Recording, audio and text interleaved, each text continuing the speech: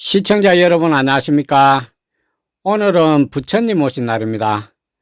저도 산청의 몇몇 지인분들과 절에 다녀왔습니다.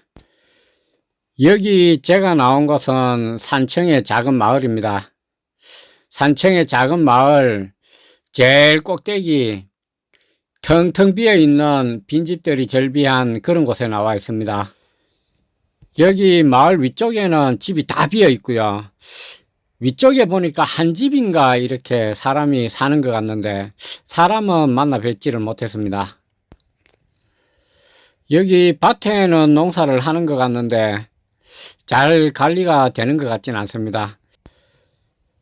밭에 심어 놓은 이 채소 같은 게 시들시들 말라 죽어가고 있습니다. 밑에서 조금 올라오니까 빈집들이 보이기 시작하는데 다 비어 있습니다. 이 집도 비어 있고 뒷집도 비어 있고 옆집도 비어 있고, 보통 빈집은 보면은 이런 공과금 고지서 같은 게 수북히 이렇게 꼽혀 있는데 대부분 이런 고지서가 쌓여 있는 곳은 빈집이라고 보시면 됩니다. 뒤쪽은 산으로 이렇게 둘러싸여 있고, 이 집도 비어 있는데 아주 옛 추억을 생각하는 그런 물건이 남아 있습니다. 예전에 이런 펌프식 수도 기억하시는 분들 많이 계시리라고 생각합니다. 저도 아주 어렸을 때 이런 펌프식 수도를 집에서 사용을 했습니다. 이 샘에서 물을 기르다가 이런 걸로 바뀐 걸로 아는데요. 제가 이 집을 촬영하는 카메라가 지금 휴대폰입니다. 휴대폰은 시청자 여러분들 모두 가지고 계시리라고 생각하는데요. 우리 주변에 너무 흔하기 때문에 휴대폰이 최첨단 기기라는 것을 망각할 때가 있습니다. 하지만 휴대폰은 최첨단 기기가 확실한 것 같고요.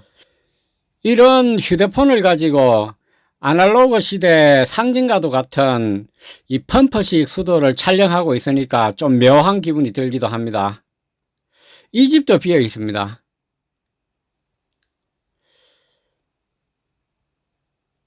농사도 멈춘 것 같고 집도 비어 있고 집은 조금씩 훼손이 되어 가고 있고, 그렇습니다. 여기도 보니까 이 공과금 고지서가 수북히 이렇게 쌓여 있고, 확실히 비어 있는 집입니다. 시청자 여러분들, 오늘 절에 다녀오신 분들 많으리라고 생각하는데요. 꼭 불교 신자가 아니더라도 이 절에 가셔서 이 부처님이 세상에 오신 그런 이유라든가 이런 것에 대해서 한 번쯤 생각해 보는 시간이었으면 좋겠습니다. 저는 우리 불교계 스님들 중에 법정 스님, 성철 스님 이런 분들 존경합니다.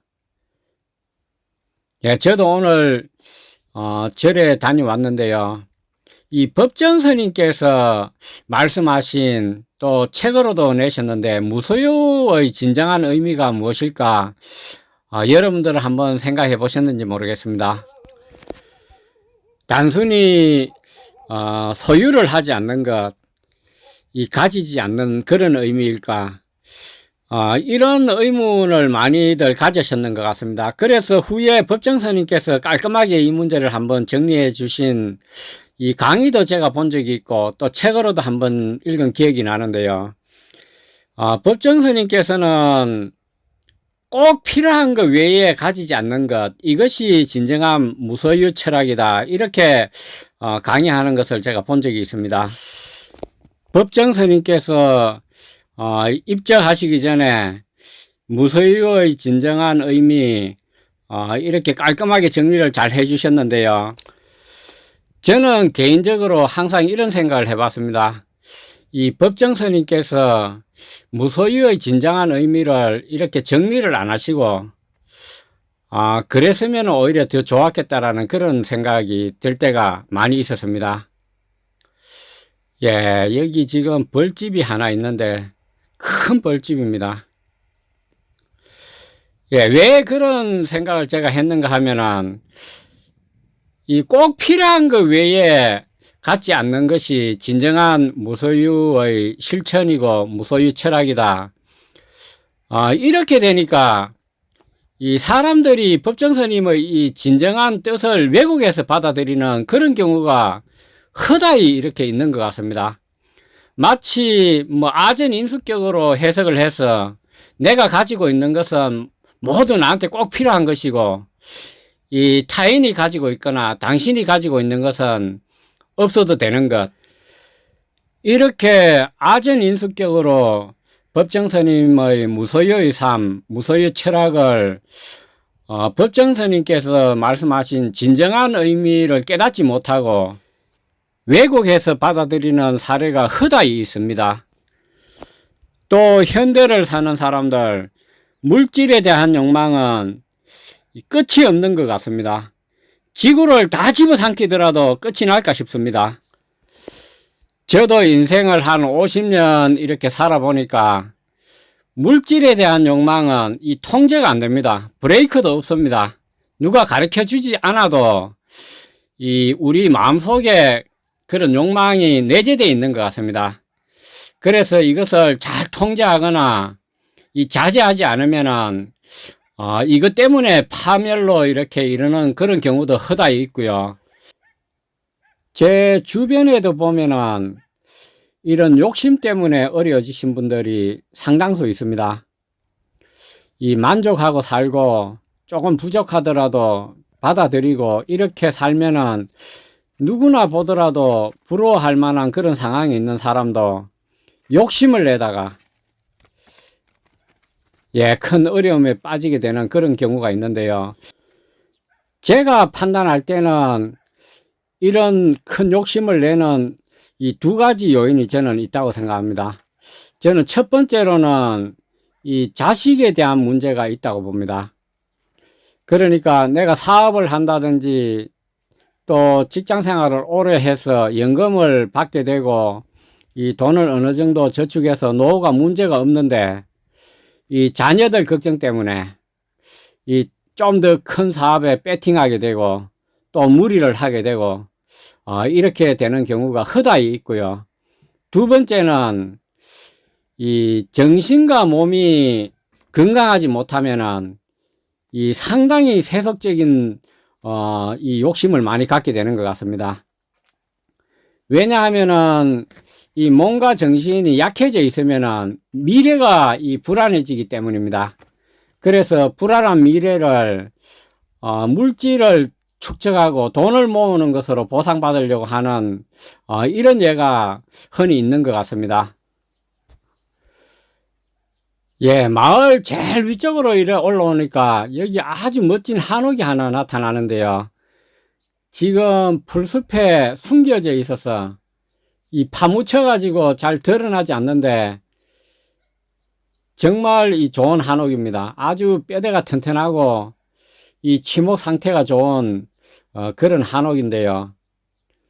이 밖에서 잘 발견을 할 수가 없습니다. 너무 이렇게 풀이 많이 자라고 있어서 집에 접근하기가 좀 어려운데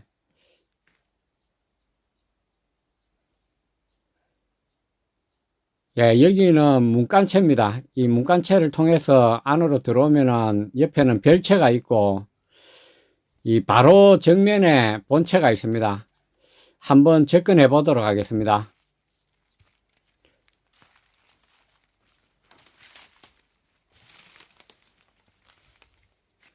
여기 와서 보니까 이 한옥 상태가 정말 예사롭지 않습니다. 이 기와로 된 한옥인데 예전에는 상당히 부잣집이 살았던 것 같습니다. 이렇게 나무 상태가 좋고 튼튼한 그런 나무가 아직도 잘 보존되어 있는 한옥입니다. 집집마다 사람이 다 떠나고 나니까 별들의 고향이 아니라 벌들의 고향이 되어버렸습니다. 이 사람을 대신해서 이 벌들이 집을 짓고 큰 벌집을 이렇게 짓고 삽니다. 시청자 여러분, 오늘은 부처님 오신 날을 맞이해서 법정스님께서 말씀하신 진정한 무소유의 의미, 이런 것을 좀 말씀드렸는데요. 꼭 필요한 것 외에 갖지 않는 것, 이것이 진정한 무소유의 삶, 무소유 철학이다, 이렇게 법정스님께서 말씀하셨는데, 저는 한 가지 덧붙이고 싶은 게 있습니다. 만족하는 삶. 예, 꼭 필요한 것 외에 갖지 않고 만족하는 삶.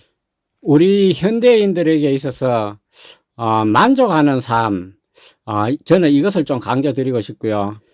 잠시만 멈춰서 생각해 보면은 명확해집니다. 시청자 여러분들 50대, 60대, 70대, 80대 대부분 제 시청자 여러분들 연령대가 이 정도 되는데요.